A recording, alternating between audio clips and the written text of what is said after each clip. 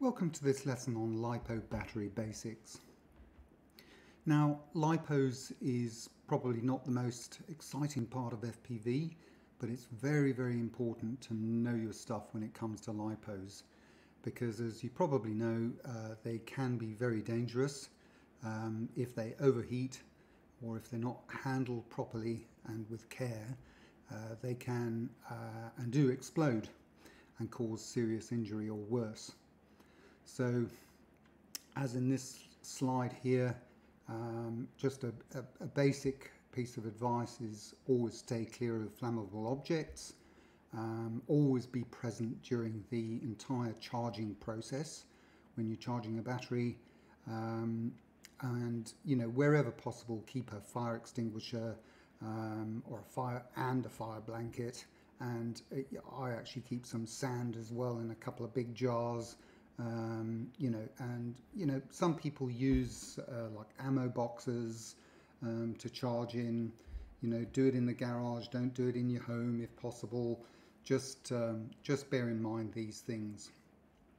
Now, this is not an exhaustive lesson on Ohm's law and voltage and resistance and current, etc. And you'll need to do some research on your own to get a good understanding of batteries. And especially LiPos, but this will give you some basic information. It's basically to advise you on the basics, as I say, how to read the information on a LiPo battery,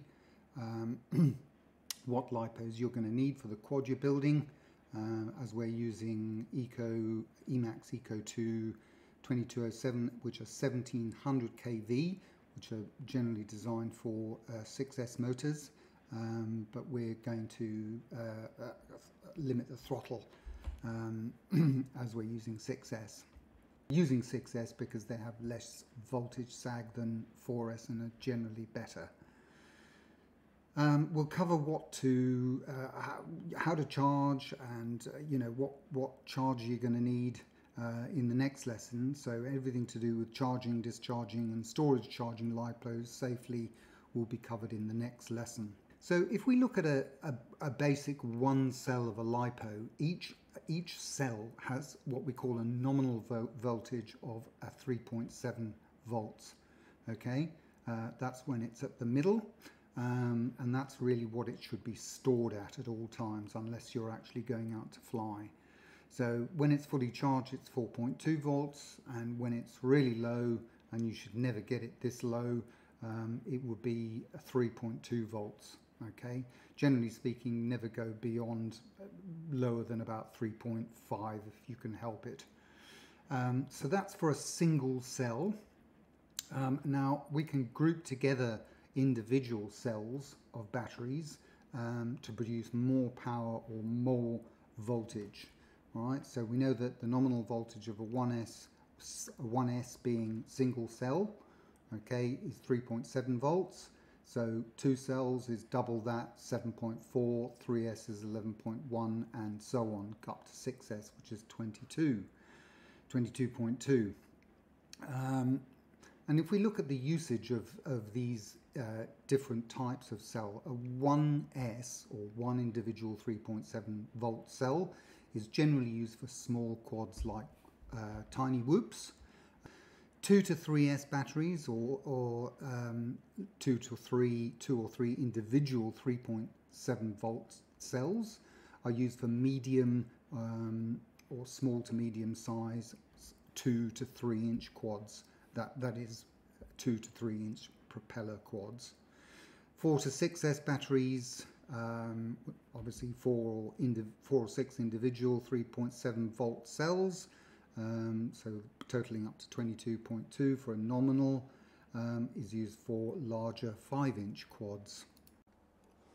So let's take a little look at a selection of a few different LiPo batteries. And as we can see here, starting on the left here, we've got our single cell LiPo, which is,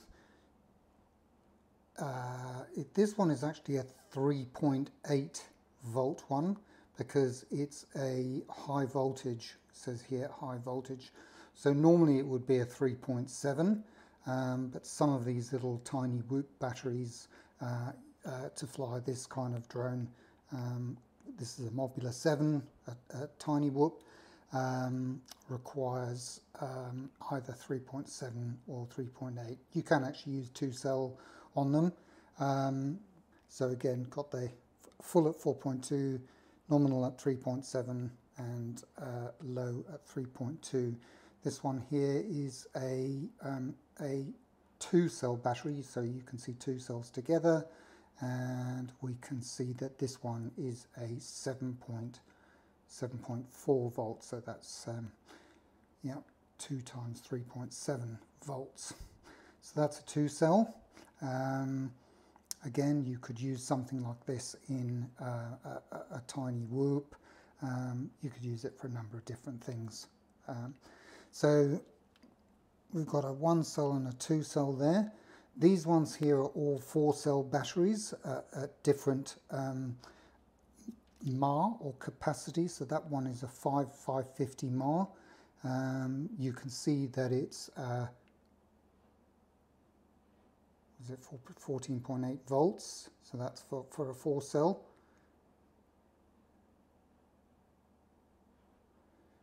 And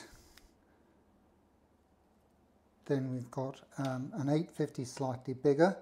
And one thing I wanted to show you here was if you actually look at the side of the cell, so this is a 4-cell, but you can see that it started to expand and puff on this side. So this guy is actually going out, going to be discharged and discarded. And the same with this one here. So that's another 850 mAh battery. Again, on the side here, you can see that it is, it's got some significant puffing. And last time I actually tried to charge this, it started to get really hot, so I took it off immediately. And that's why I say always be present when you're charging your batteries. Okay. And that one there is a 1500 mAh. So that could be used on a quad, could be used on a 5-inch quad, like our drone here. Again, it is only a 4-cell battery, this one, 4S. But yeah, it's a 1500 mAh, so it's got quite a bit of capacity in it. Generally speaking, I don't use 4 cells on quads anymore. So we can see there that it says it's 14.8. So if you look at your chart, that's 4 times the 3.7 volts. All right, so that's that. And then we move up to our 6S batteries. So like I say, these are the two I actually recommend for you. This one would be more for racing. So you've got your leads here, balance leads, sorry, and your XT60, which is going to obviously plug into your pigtail on the back of your quad. So this one is 100C, 6S.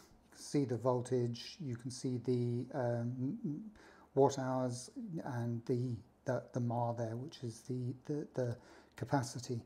You can see the size difference here. Okay, it's basically you've got 4 cells in this one and an extra 2 cells in this one here, making it up to a 1300 mAh. Same C rating, same number of cells. How to read the information on a LiPo battery. We've got the various things going on a LiPo battery. You've got this what's called the C rating. So here the first example you can see is 100 C, and this is the speed at which energy can be released from the battery. All right. The mAh or MAH is the storage capacity, which basically is how long the battery will last. It's its storage capacity, how long it'll last over a given flight. 6S, as I said, is 6 cells, 6 3.7 volt cells, okay, all put together. The voltage here this will be for a 6S battery, 22.2 volts is the voltage or the power, okay. And lastly, the watt hours is again usually displayed as well. So you can see here on this chart here, again, we've got the nominal voltage, we've got the fully charged voltage. So for a 1S it's 4.2, nominal is 3.7, and you wouldn't really want to go beyond 3.5 volts per cell. So that's when you'd want to land. So you'd want to set a warning in beta flight a little bit above that, maybe 3.6. It depends what your preference is. So that's a little chart that you can look at. Some considerations are that bigger is not always better. Bigger batteries obviously weigh more and slow down the quad's maneuverability. So yeah, you've got to kind of juggle the amount of capacity you need for the length of flight that you want to fly. Generally, for example, in racing, you wouldn't be racing more than about a 3 to 4 minute flight. So you probably get away with an 1100 mAh battery as opposed to a 1500 mAh battery, depending on the size of the course. Then you've got a C rating, and a higher C rating is for optimal performance. 100C is generally good. You know, as I say, if you want to fly like you're in a Toyota Corolla, you know, you're not too bothered about performance, then you could go down to 80C. Okay, so that's the C rating as we looked at before. The speed at which energy can be released from the battery. Some batteries also have what's called a burst discharge rating, which is increased for a short 10-second burst. So they might have like a 200C burst discharge. But generally speaking, these are not very precise, and vendors tend to exaggerate the performance on the figures of these things. So I wouldn't pay too much importance if you see the burst rating. A few more precautions. Batteries should never be left for long periods at full voltage. So I've shown you low voltage, nominal voltage and full voltage. So when you're going to fly, you're obviously going to charge your battery up per cell to 4.2 volts. If you don't use that battery, you need to come back as soon as possible and discharge, or what we call storage charge, and we'll go through this in the next lesson. Storage charge your battery to 3.7 or 3.8 volts per cell. Okay, never leave them at 4.2 volts per cell, because that's going to deteriorate the lifespan of the battery and the number of cycles it will provide ultimately. Yeah, so as I say, batteries that are unused after a session need to be discharged, or what we call storage charged, as you'll see on the charger, to 3.8 volts per cell. Some other things to think of are that when batteries get too hot, like really hot, you know, after you've flown a battery,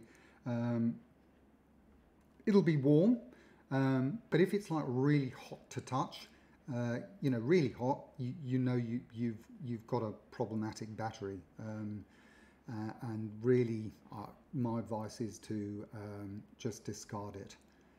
Also, batteries that look puffed should be discarded. So any puffing on even an individual cell quite often happens on the outside when they've been banged. You know, it can happen during charging or overcharging during flight, you know, depending on how hard you push it. You know, many things can cause it to puff like that, and that's basically the chemicals inside the cell telling you that things are not right. Also, you know, beware of battery damage, such as small punctures in the outer shell, and if that ever extends to the cells themselves, the battery should be discarded.